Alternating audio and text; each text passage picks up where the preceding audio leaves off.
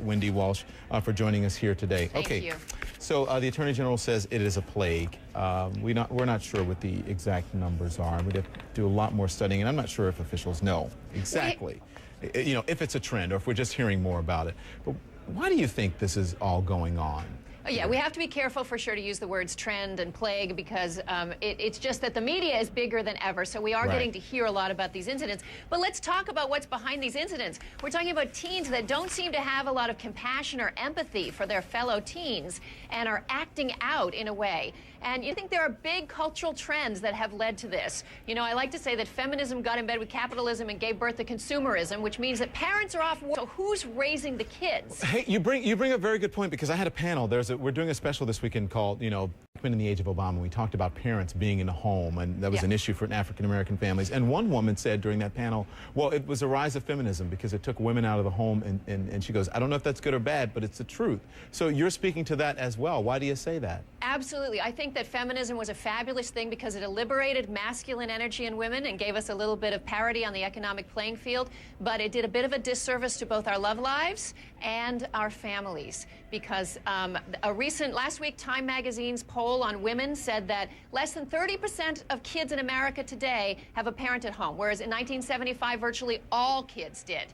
And yet 65% of Americans think that is a negative. Well, what are they doing about it? You know? So here's the thing. It seems like what you're saying is that it's really home training. It starts in the home when you say all this. So at the very bottom line here, is it what is taught in the home?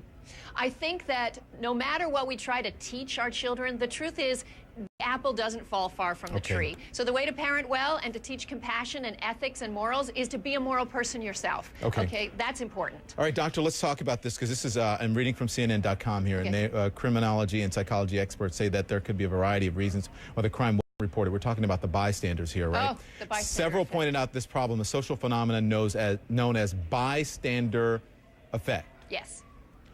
Tell me about Bystander that. effect involves two things. It was first back in 1964 when poor Kitty Genovese outside of an apartment building in New York was murdered, and 38 people supposedly heard or saw it.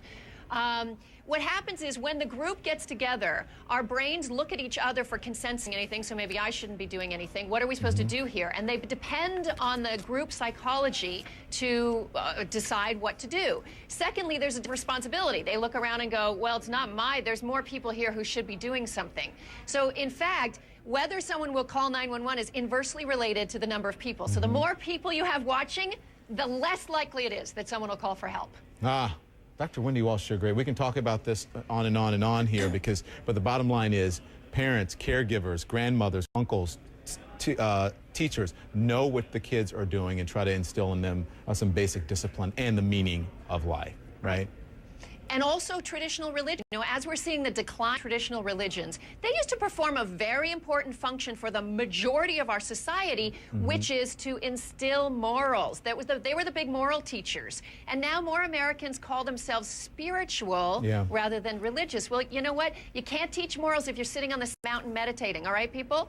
You have to live it and walk it, and it's in the tiny lessons that we give our children by our behavior. Thank you so much. I appreciate it. Dr. Wendy Walsh. Okay?